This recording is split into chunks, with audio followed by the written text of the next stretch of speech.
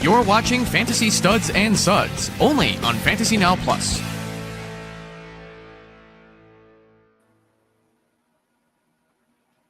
Hello, Fantasy Now Plus fans. Welcome to another episode of Fantasy Studs and Suds. I am the Fantasy Nobody, Jeffrey Crisp, and alongside of me is my co-host, CJ Pudge LaPage.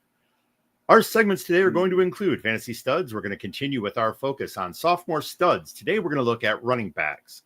Fantasy Leagues, we're going to look at trade vetoes. Fantasy Priority, talk a little bit about mock drafts. Fantasy Suds, our selections for Beer of the Week. And then Fantasy Funz, A or B. Hey there, Pudge. What's got you excited this fine Friday? Well, I've got a game, a little semi-pro baseball game with my buddy, the Fantasy Nobody, a little bit later today. So that's got me all jazzed up. And then it looks like it's going to be a pretty fun weekend for Father's Day. So could be a little dip into what there is to come. You so wanted to talk about the weather right there. I'm glad you avoided I didn't. that. I am looking forward to this game. I'm so glad that our friends Jay Wiz and Steph are going to be joining us. I was having a difficult time finding two people to go to the game. Everybody had plans for this weekend, and I understand why. Beautiful weekend. But this is going to be I love going to minor league baseball to watch minor league baseball. And so this is going to be an excellent evening. And they have beer there, so you never go wrong with beer at a ballpark, as we discussed last week. On to Fantasy Studs. Last week, we began our series of second-year players who may be poised for a leap in year two with a focus on wide receiver. This week, Pudge is going to continue with part two of a potential sophomore studs with an emphasis on a running back. All right. So last week was more or less guys that we all know and love, and we're all going to be drafting. These guys are guys that you're going to have to dig a little deeper for, and might be some of the guys that we talked about last week. They're going to end up on your roster just because they're so late in drafts. They're those guys that everybody's kind of overlooking. And, I'm going to start off with here, Jaylen Wright. Jaylen Wright comes into the Miami backfield as number 2 this year. Mostert's gone.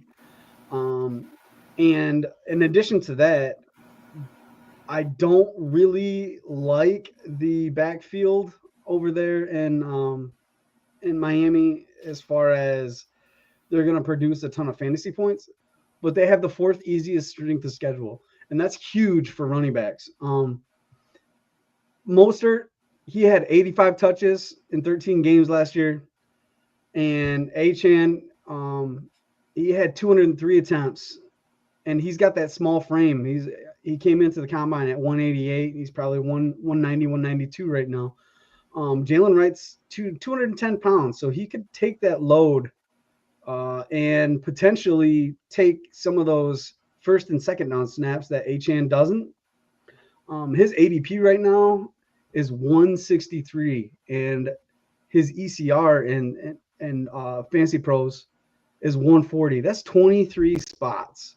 So you're getting a guy that's normally drafted in the 13th round, and the ones that cover him, the experts, we're all drafting him significantly higher. And I think it'll pay off big time if you're drafting him in the 12th or 11th round when you can sneak up and grab him in front of your league mates for sure. Well, I'm not an expert. I'm or an analyst. I'm a nobody here, and I'm definitely taking Jaylen Wright much earlier than that. I think I agree with you. I mean, Achane had, he avoided significant injury last year, but I think his small size it's just worrisome. And I think Miami would be very, very wise to platoon him. And I think Jaylen Wright would be well poised to be able to, take over some of that share and excel. So I agree with you on Jaylen Wright. Yeah. That, and we all know Miami's kind of a crapshoot right now with the way their offense is. Tyreek and Jalen Waddle. They've got Johnny Smith on the trading block. So who knows? There might be a chunk of receptions that open up there too. If That's quite possible. Again, keeping a strong running game is also going to help keep Tua upright. Yeah, absolutely. And that's that West Coast offense, the one that they've all made so popular with the play action. So we're going to go to another guy from the same type of offense in Mr. Shanahan's offense, Isaac Guerrendo. Isaac Guerrendo, his ADP right now is 138. ECR is 136. So you're getting him in round 11. And if you believe in CMC, then yeah, round 11 is probably appropriate. But if you don't, CMC averages to miss 4 games at least a year. With the departure of Deebo Samuel, Jordan Mason, and Elijah Mitchell, that only leaves Guerrendo. And if CMC misses more than the 4 games that he's projected to at least this year, oh man, it's wheels up for Guerrendo. Guerrendo in the games last year that he had 10 attempts or more, he had 10 fantasy points, 16.2 fantasy points, 25 fantasy points, and then in week 15 against a division struggle against the Rams, he had 8 fantasy points in a 12-6 loss. So that's a small sample size, but it's significant enough to know that if he's going to get 10 or more attempts a game, then Guerrendo is going to be in your flex and or might be your running back too. I would take him even without handcuffing CMC. What about the rookie Jordan James? Do you believe James will impact? Okay. Too slow. I like Jordan James. I don't think that he's fast enough for that offense to thrive in. When they have a back, they rely on that back. Last year it was Jordan Mason until he got hurt. It was CMC. They don't really like to platoon a lot of people. So unless Guerrendo gets hurt, and he's a bigger back, he's 220 pounds. I know he had a little issue with injury his first year, but I think he's durable enough to stick around and take that workhorse role if CMC misses any time. Excellent. And then, you got anything to add on Mr. Guerrendo? Nope. Nah. And then we got Braelon Allen. He's one of my guys this year. I love Braelon Allen. He's a bigger back. He's really, really, really young. Last year, he was 20 years old. And I don't think he was mature enough to realize that he was bigger than the guys that are tackling him. And he kind of played like, Jane instead of Tarzan in some of those games where he could have thrived. I will note that the Jets do have the easiest run game schedule in the whole NFL next year. So that being said, with the coach Aaron Glenn, who came over from the Lions, also a transplant of the Saints in that run scheme, they love 2 backs. Now you're going to have some touchdowns taken away with Justin Fields. It's going to happen through the run game. But I think that if Breece Hall struggles at all, and or they deploy that backfield like they did with the Saints and Mark Ingram and Kamara and or they did over with the Lions and Montgomery and Gibbs. I could see him being a top 25 guy that you're getting at ADP 158, which is, again, the 13th round. These guys are going to have some type of presence other than just standalone handcuff. I think these guys all have a clear path to being the number one guy in their offense. If Hall goes down, obviously if CMC goes down, Jaylen Wright could actually be a 1B to a 1A of Achane. But the Jets, they like to run the ball, and they're going to run the ball, and they have the easiest strength of schedule. They also added Membo as a rookie this year, who is that big, athletic, versatile tackle. I just really, really like these three guys, and I think they have the clearest path other than, Bucky or Tyrone Tracy, those guys that took over in year one. These guys have a very late draft projection, and they could have some standalone value in your drafts coming up. So of these three, who compared to ADR, or not ADR, that's a hotel term, ADP, which player do you think is the best value of these three? I love Jaylen Wright. Jaylen Wright, where he's at right now, you can't get much more value for a guy that can end up in the top 10 of running backs. I mean, he could be a RB1 if Achane goes down. He could be a RB1 if that offense picks up where it left off in 2023. Now, they struggled in 2024, but if they pick up right where they left off in 2023, they could have a huge impact. Look at Mostert. Mostert won some leagues in 2023. And then Achane was on fire last year and the year before in the games he wasn't hurt in. So that backfield, they can produce 2 RB1s in a season. I think I agree with you. I think of all of them, if you can get Jaylen Wright, especially if you can hold out and get him even later, as you stated, some leagues he's going in much earlier than what his ADP is. But if you can get him, and if you can hold out, and you see that the draft is falling a certain way where you can get him at an extreme value, I think that is someone you definitely want to stash on your roster. So these backs may be prime targets for fantasy trades. Let's hope, however, those trades are not derailed by trade vetoes. So you have targeted players sitting on someone else's roster. You've worked tirelessly negotiating with the other GM to devise an offer that is mutually satisfactory. Then you hit send and feel the surge of excitement as the other GM accepts. Then you wait, only to discover others in the league are not as excited about the transactions as you are. Suddenly the trade has vanished, and you are a victim of the league's trade veto. The trade veto is reviled in fantasy, yet like kickers, the rule seems to hang around in many leagues for whatever reason.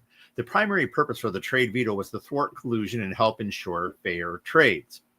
But as I stated in my February 28 article, available at fantasynowplus.com, the concept of the fair trade is a fallacy, and collusion is an oft-used term that improperly defines a perceived unbalanced trade. Trades are rarely vetoed due to some moral obligation to protect the league. They are instead triggered by either a GM's sense that their path to victory will be more difficult, or by the realization that it didn't occur to them to make the similar trade themselves. Trade vetoes are rarely used to protect the league and therefore should be abolished in all of your leagues. Pudge, why is the league veto as unbecoming to fantasy as a male speedo is poolside? Well, I don't think you'd want to see you or I in a male speedo, and I don't think that you'd want to see a veto trade. They're dinosaurs. right? We are men of honor. We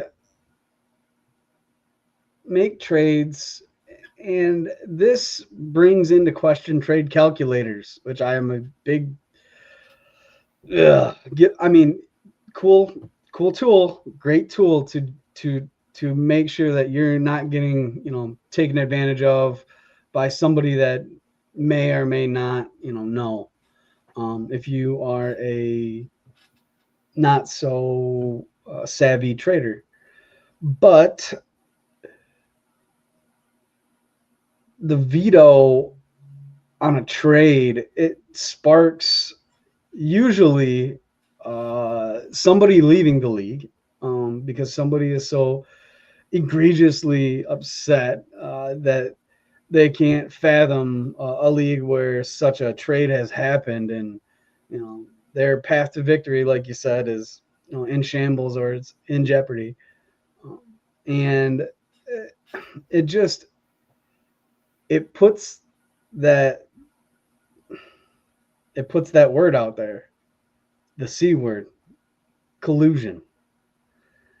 And that collusion word is that's as bad as some other words that we will not mention on this site, but or this podcast. But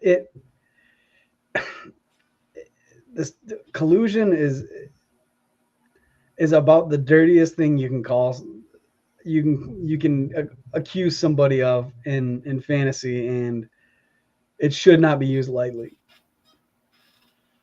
Well, I think the league veto is something that, like you said, it's a throwback to when there was an attempt to try to keep people from cheating, and it may have had its place, especially in a day when you didn't have the ability to monitor in your hand everything that's going on in your league.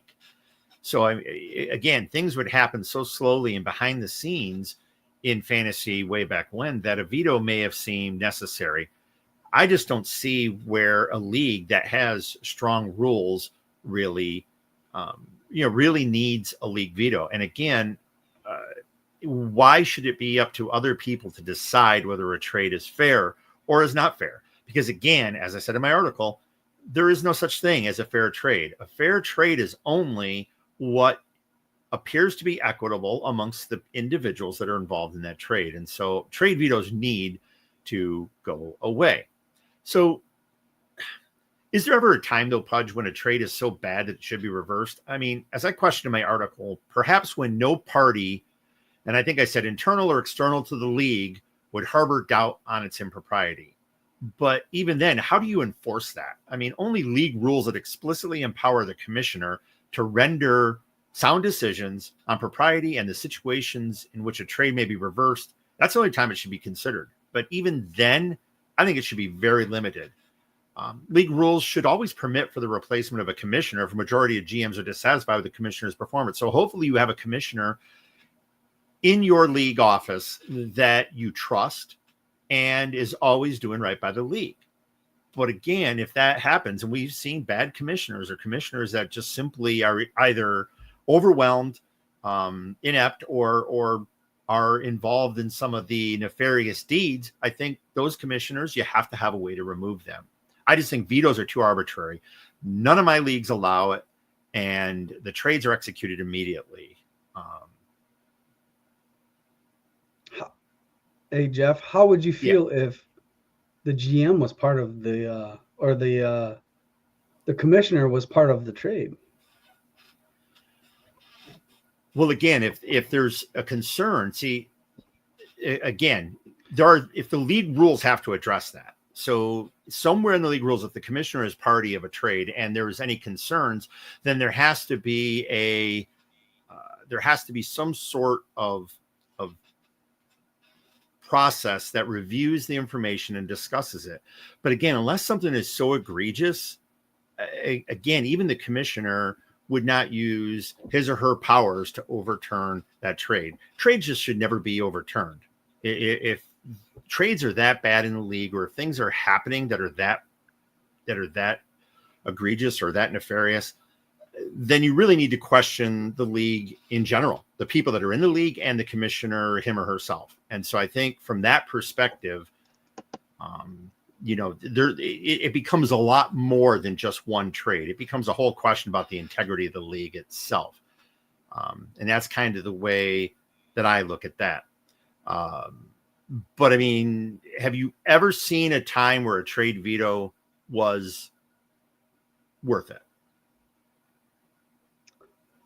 I don't want to call anybody out. There was a time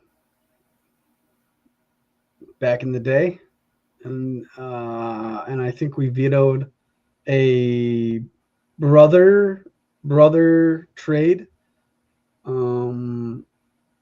I can't remember exactly what the trade was. This was some years ago, but I think we had a brother to brother trade that was pretty apparent, let's say. And I don't think that brother was in the league the next year after that. So I think it was a parting gift to the other brother.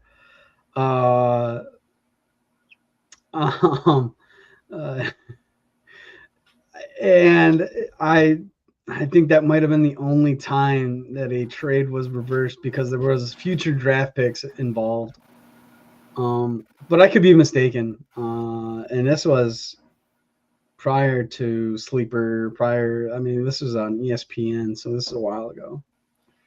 I actually remember that transaction. It was probably 11 years ago. And it was funny because not only was it the reason for one of the brothers to leave the league, but it was the catalyst to removing trade vetoes the next season. So it was a very interesting thing. The trade veto was used to reverse the transaction. And then after discussion, we removed the trade veto. And that was something that I know I pushed for a while. And I was glad to see it go away. Every league we've had since then has not had the trade veto, and none of my leagues, again, if it's voted in, that's one thing, but I will do everything in my power to persuade those voting for the inclusion of a trade veto to think long and carefully about that. Yeah, definitely. Okay. So got some comments? Yeah. We got Evan. Hey, what's going on, brother? Good to see you're up and about. I know you're an hour behind us, so 2:30 it is. Well, unless my bread is sourdough, I'm not sure how much bread I'm winning, but we appreciate that. Thank you. Of course, we are only one of a couple different shows right now that are on during the off season. Yeah. Please join Fantasy Now Plus as we get closer to the season. We're going to have a whole schedule of shows available to everyone at convenient times on both coasts. Talking about a lot of different topics. There's a lot of individuals on Fantasy Now Plus that are true analysts. That is not this guy. And, you'd be remiss to miss their episodes. So please be sure to check out Fantasy Now Plus, subscribe to this channel, as we'll talk at the end as well, and make sure that you are getting that information to help you not only win your league, but make sure that trade vetoes are never allowed in your league. So trade vetoes serve no legitimate purpose, but no one would ever mock trades to see if they would be vetoed.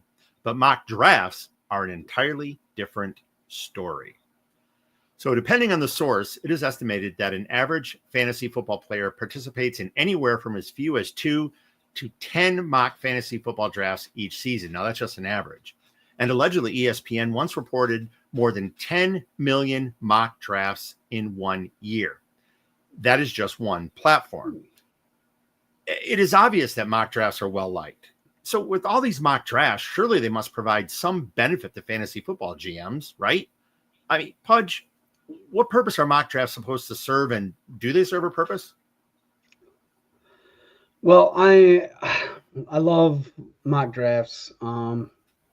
it gives you an idea of who will be available when you're on the clock, because everybody's got their guy that they say, oh, well, I want this guy and I want to see where he's going.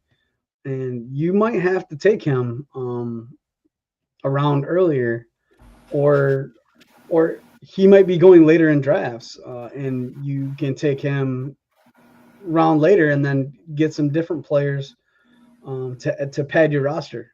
Uh, let's say you like a guy and you like Justin Fields. We'll stick with the Jets today. Justin Fields, he's going late. But if you see him start creeping up in your mock drafts, maybe it's your time to snatch him a little bit earlier than what you planned. But that's where you get that data from. You take that data and you put it in and use it in your live draft. Excuse me. And once you take that information and it's in your brain of, oh, okay, I have to take him here, otherwise I may not get him. Other than that, mock drafts are good ways to let's see if you want to build a certain way, a team a certain way. If you're in a dynasty draft and all of a sudden you have a running back that falls to you, you might pivot and go running back first, and then you have to build your draft accordingly. You have to build it so you're going to win now, usually, or very, very soon. So those are things that mock drafts help me with personally, and they also give me an edge on my opponents, especially when I see them in the same mock draft room. So mock drafts, I understand, the purpose was to prepare persons to prepare them for their actual drafts by looking at approximate off the board spots for players when they're getting drafted, looking over multiple mocks to determine whether or not a player falls within the expected or reported ADP. I just don't know that they can actually serve that purpose. And I think we'll talk about this in a second, but I just think that I think there's fundamental deficiencies with mock drafts that will never allow them to really do what you're talking about. Like you said, if you're playing around a little bit, I think that is something where you can actually get a feel, but to actually rely upon that to determine how the draft's going to go, that's another story. So I had asked the question, do mock drafts provide a significant competitive benefit in real drafts, or is it just for fun? And two of our Fantasy Now Plus analysts, Josh Kimmel and Justin Barley, both discussed this with us. And it's worth noting that both will be conducting a mock draft for Scott Fishbowl 15 on their show Tuesday, noon Eastern, here on Fantasy Now Plus. Now, while fun to do, Justin stated that mock drafts do not really help him because people mock differently than a real draft, sometimes only to see the differences. You kind of alluded to that yourself, Pudge, where you said you're kind of playing around with different picks to see how things fall. And I think that's the one place where Justin believes there may be a little bit of help, but in the end, he doesn't believe that mock drafts really help him at all. Josh was a little more animated when he said the only thing mock drafting has ever accomplished is killing time and giving you a false expectation for a draft that no one can predict. He recommended spending your time on low dollar underdog best balls in lieu of mock drafts if you wanted to spend your time drafting. Now, for me, I'm not sure mocks are a waste of time. It depends why you are doing it. But I do agree the results of these drafts are not overly useful. I think experimentation, which we just discussed, unpredictability, players or participants in the mock draft who drop after a couple rounds, and bots that are drafting, those all degrade the reliability of those outcomes. we've all been in a public mock where the participants and or the bots do not understand the rules. Have you ever been in a super flex mock with only 2 or 3 quarterbacks taken in the first round? Useless. That's where, again, it really depends on who you're mocking with and who understands the rules. If you just get a random group of people mocking, you're usually not going to get the results that you would that you would hope for as far as preparing for a draft.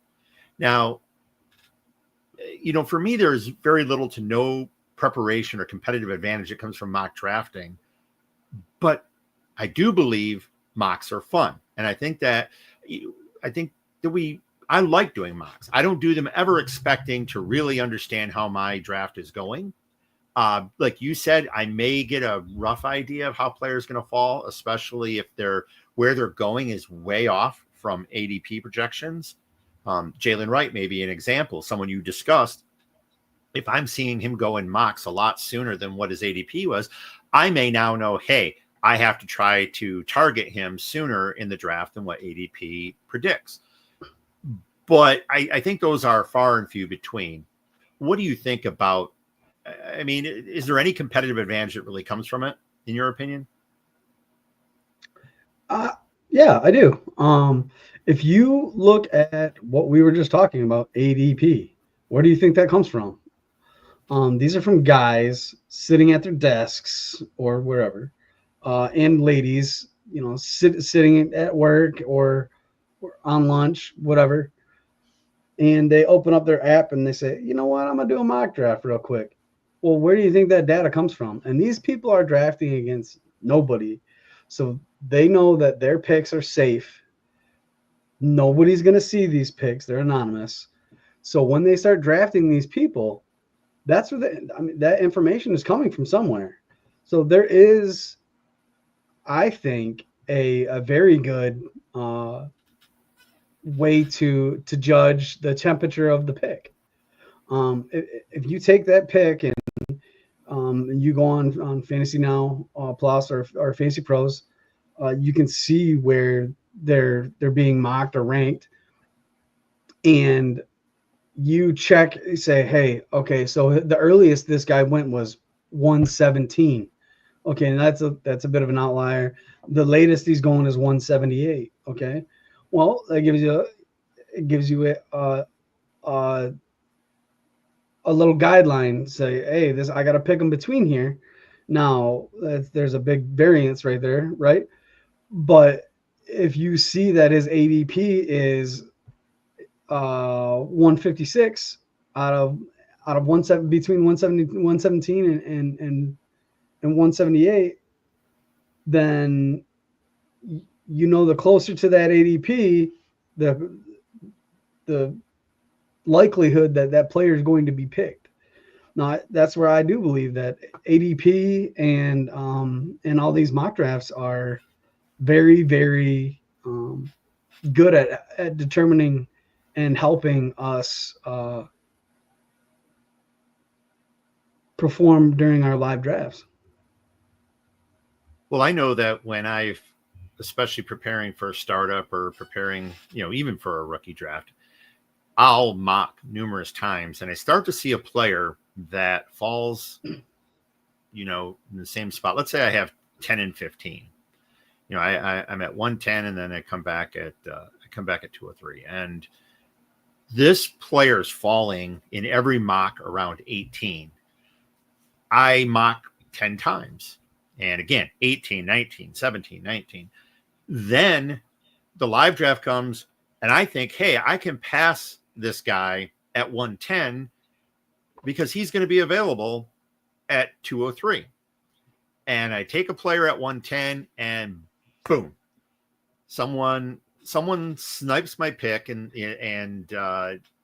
then now I'm pivoting to someone else because I had a certain expectation. And I think that's kind of what Josh was alluding to when he said, there's just no predictability in how your league mates are going to draft. And when you're in a mock, it's very difficult to really know whether others are going to live, live by ADP. We talked about it last week's episode. And if you missed that episode, please go to YouTube and check us out, Fantasy Now Plus, and subscribe. But our episode last week, we talked about making those reaches for players because we really like them. And again, it doesn't matter what the ADP is, or it doesn't matter where someone's going in your mocks. If they're falling at 17, 18, they may go at 12.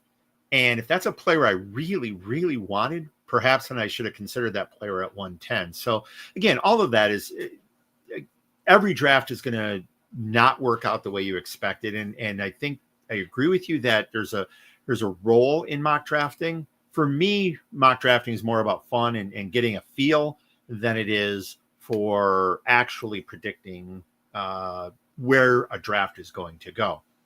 Now, there is one time where I think a mock draft has a significant benefit. If you, as a GM, are unfamiliar with the platform, or you're new to a particular draft method, for instance, auction, familiarizing yourself to that platform is a significant benefit. If you've ever gone into a draft in a new platform and you have no idea how it works, especially if it's a fast draft, you can really cause yourself some heartache. So if you are going into a draft, let's say you've never been on MFL, or you've never been on Sleeper, or what other platform that you may be choosing, Yahoo, it is important. ESPN, all of them. Yeah, exactly. It's important to know how to navigate that draft room so you don't get yourself in trouble. If it's a slow draft, you have time to figure it out. You have time to ask questions.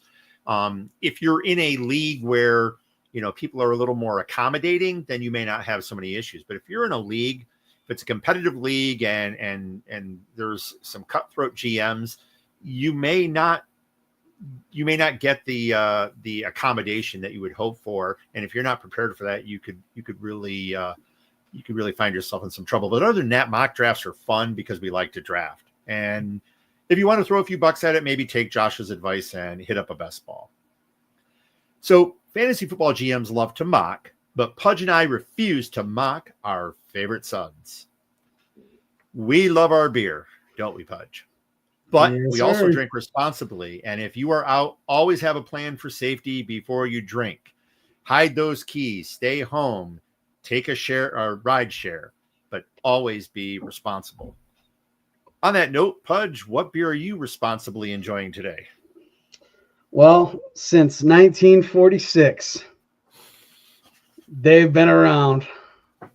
And you know what? You laugh, but this is a microbrew here. This is a bold, sweet with a little heat. This is El Chavo from Blake's. It's a cider. What do you got? You got Blake's? Nope. I'm listening to you talk about your Blakes. I'll explain Hey, this in a minute. You never know. But this 1946 delicious cider is gonna taste pretty good. It's a mango habanero, so it's spicy.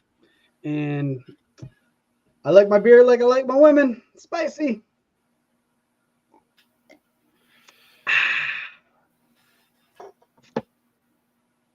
I apologize to everyone out there for my friend's choice in beer. So this will be an experiment this week for me, not because of the brewer or the style, but because this particular style has a very limited shelf life and I exceeded it. So don't know what to expect. This this beer is from Energy City Brewing in Itasca, Illinois. I hope I got that right. I think it's Itasca, Illinois. And this one's named Bistro Strawberry Cream Pie. Now, it is a fruited Berliner Weisse, and it's coming in at 6.5. Now, what you saw me doing there is just doing a little inversion, a little bit of roll to get some of the fruit that was, put into the beer after fermentation. It kind of settles in the can, especially when you had it on the shelf as long as I did. And so you want to kind of get that stirred up. So I don't know what to expect as this comes out. Let's take a look. It's looking good thus far. But again, most of your Berliner Weisses and smoothie sours and so on, you don't want to have sit around very long, and you certainly want to keep them refrigerated. I failed to do either. So, but Energy City, I've had a lot of their beers. Their Bistro series of beers are incredible. And again, they're out of Itasca, Illinois. So if you're anywhere in that area, I think it's on the west side of Chicago.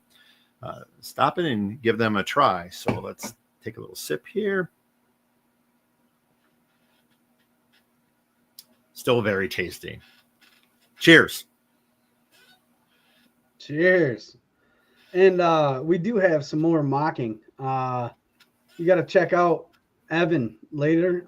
He'll be at the Club Fantasy FFL's Mock It Like It's Hot at 8 p.m. Eastern for a Super League mock draft as well. And that's later tonight. So make sure you go check Evan out.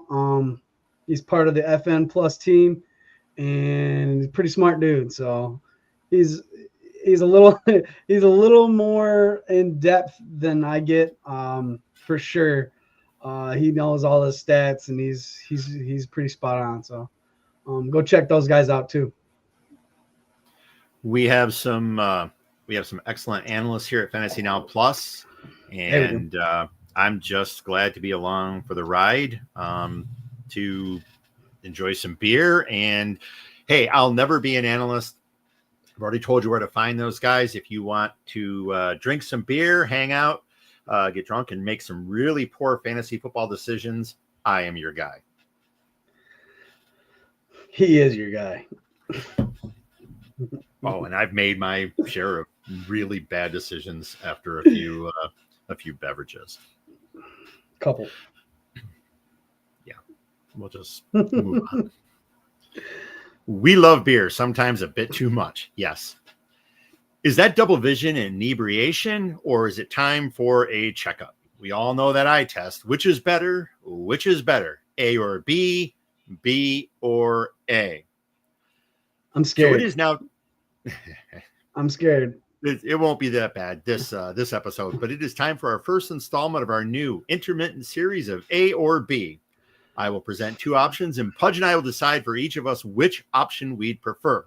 Pudge, are you ready for this? No, I'm not. I didn't get to check these out before you sent these over. So these are all going to be brand new. Let's rip the Band-Aid off. I'm taking it easy on you for this particular week. So let us begin. In a 1/2 PPR league with all other scoring basically standard, would you rather A, have a roster with 2 top 10 running backs and all wideouts outside the top 20, or B, have 2 top 10 receivers and all backs outside the top 20? And this is half point PPR or 1.5? Mm-hmm. Half. 0.5. All other I'll take running backs. A. Why is that? Because running backs are going to get balls too. They always, if not, the top 10 running backs are almost always going to outscore the top 10 wide receivers. Maybe not the number one, Jamar Chase last year, or CeeDee Lamb 2 years ago, but the top running backs are always going to outscore, especially in the half point PPR. For me, it comes down to scarcity. I think the top tier of running back, the difference between, say, the top 5, top 10, and then the next 10 after that are such that there's quite a fall off. Where with receivers, you can still have some significant contributors that are in the that are wide receiver 3s, wide receiver 4s. And I think Wan'Dale Robinson.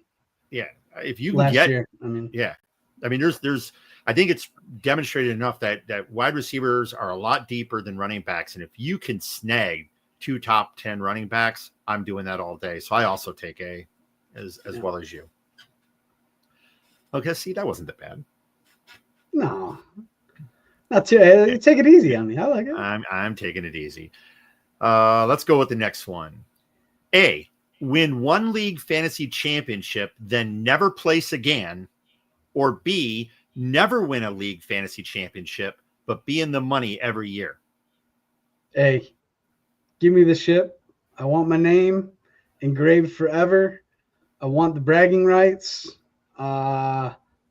We don't play for big time monies, so I guess that would be the difference. Is if I'm in the big time money race and I'm getting a couple grand over, a couple $100 and the victory dance and the rings to go along with my championship. I love the bragging rights. So on this one, I'm a little bit torn. Again, we've said before, and anyone who's listened to the show knows that I'm not in it for the money or even the championships. I'm in it for the camaraderie. But if I had to choose one of the two, I think I want my name on the trophy plaque. I want to be able to see that more than I want the dollars. I already know I'm going to spend more money on fantasy than I'm ever going to win. I know there are those out there who are in it to cash out, and they do an excellent job. That's not what I'm pursuing, and that's just fine. There's nothing wrong with that. Yeah, fantasy and beer. I mean, beer doesn't make me any money. So, I mean, if you can figure out how to, well, if I was actually like some and brewed beer, maybe beer would make me money. But for me, beer's not making me money, and neither is fantasy. So I really think I want my name on the trophy. I do know we have one person in our last Bastion of Goal Line Defiance Fantasy Football League. Since he joined the league, he has cashed every single year and yet to has yet to add his name to the trophy. And easy. He's happy with that. Yeah, easy is easy money apparently. But he's good. I give him all the grief. I give him all the grief in the world for not winning the championship, but he is happy with that. All I know is there's a lot of NFL coaches who've lost their jobs, and GMs have lost their jobs because, hey, they make the playoffs all the time, but they can never get over that hump. Andy Reid and Philly. But Wayne Fox. Yeah.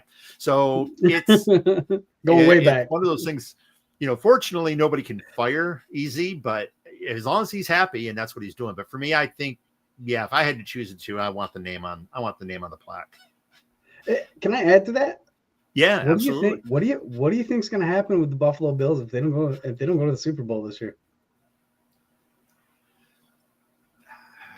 Really? They'll still open their new open air stadium with 17 feet of snow. That is one I'll never understand. Why you want outdoors? Great. Retractable dome. Absolutely. Minnesota did it right. It's one thing, I understand like Lambeau, where if you want, that's a stadium that has been around. It's an iconic stadium. You're not replacing it. But in Buffalo, this is a new stadium. Why not do it upright? Just like in Green Bay, if you were going to build a new stadium, do it upright. And but hey, I don't like sitting in snow and frigid temperatures to watch a football game. I am thankful that Ford Field is a dome. It'd be great if it were retractable, but I would never be sitting. I would never be sitting for those games at late December watching them if it were an outdoor stadium. But that's just me. So I don't know what Buffalo's going to do if they don't make it again this time. Again, it's the same thing, right? Yeah, I think so. Yeah, it is. That's what I'm saying. Win the big game. Win the big game or get out.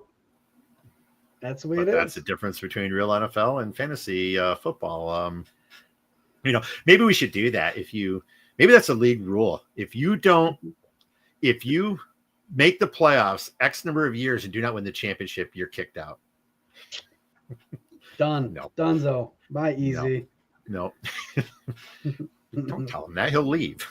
I love it. I love Eric. Yeah, me too. So hope you're watching, Easy. All right, next one. What is more important for a fantasy league? A, explicit and enforced rules, or B, all GMs engaged and participatory? Ooh, man, that one's tough. I'm going to play devil's advocate here, and I'm going to go B. Because I love an active GM group, it usually means that the other doesn't have to be so rigid. So I'm going to go with B here. I got to go A. Again, first of all, you already know how. Shocker. Yeah, I know. but let me explain. You can have GMs that are engaged and participatory until something goes down. When the proverbial bleep hits the fan and you have an argument between very engaged GMs, at what point does it drive them from the league? At what point does it damper that enthusiasm for the league, especially if there's arguments about what the rules are and what they're not? I agree with you. I want it. B is a very, very close second. You need engaged and participatory GMs to have a successful and fun league. One of the things that Justin has a Barley has a league that I'm in right now, an IDP league. It's in a startup, and there is so much conversation in that league. It's incredible, and it's remarkable. I can't keep up with it all.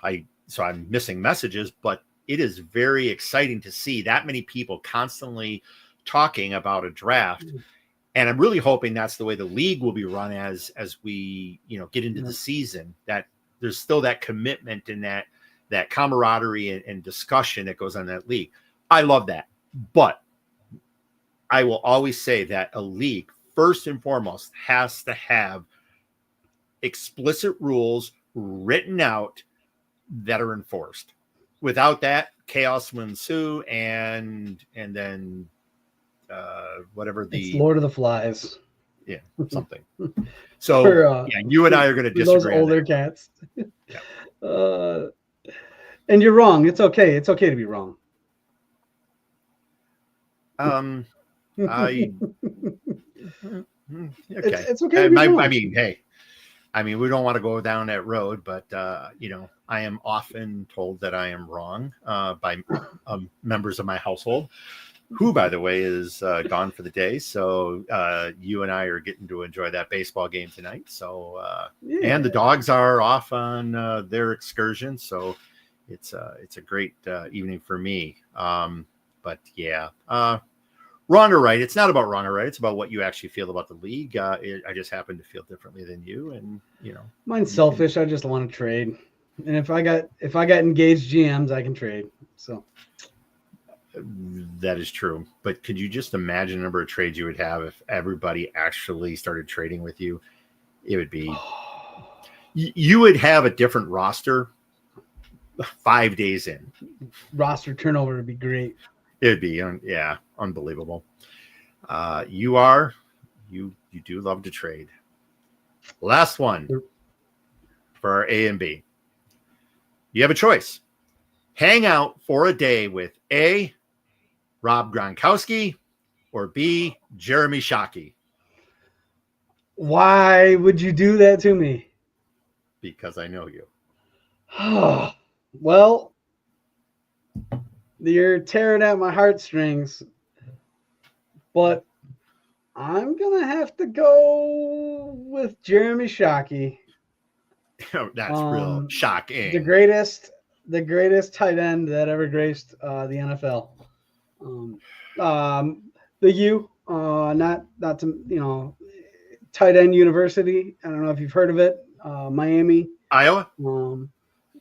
No, much before Iowa ever thought of producing tight ends.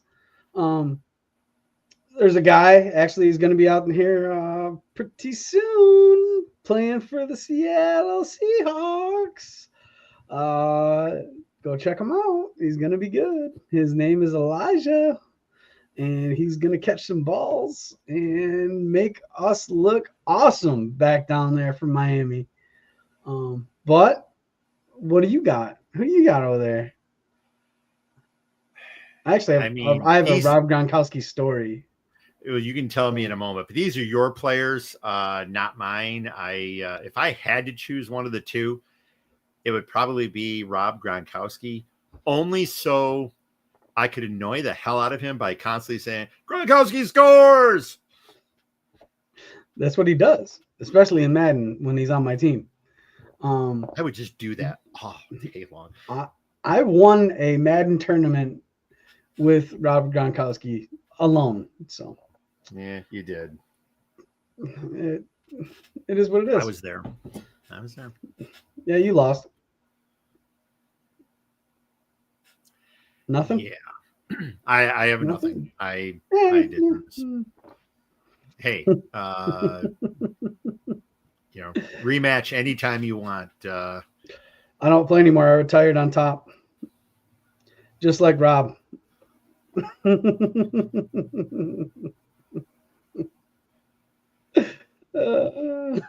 Hey, like Rob and Jeremy Shockey did. I retired on top. Where can people find the smug Pudge? You can find me at LaPage at fantasynowplus.com over on Blue Sky, and then ff_LaPage over at X.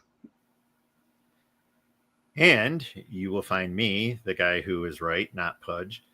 You can find me on X at FF. Let me try that again. FFCommish_YIS, and on Blue Sky at FFCommishYIS.fantasynowplus.com. I want to thank the audience for listening. Our next episode will be Friday, June 13th. Or excuse me, today's the 13th. Should get my dates right. I feel like Anchorman just reading whatever's on the teleprompter. Our next episode will be Friday, June 20 at 3 p.m. Eastern and noon Pacific. Follow Fantasy Now Plus on Discord, TikTok, Blue Sky, and subscribe to this channel here on YouTube. Until next time, for CJ Pudge LaPage, I am Jeffrey Chris. Be good, be kind, be responsible. Cheers. See ya.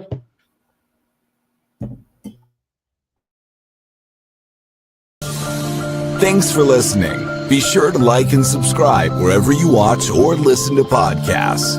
We'll be back next week for more ways to win your league.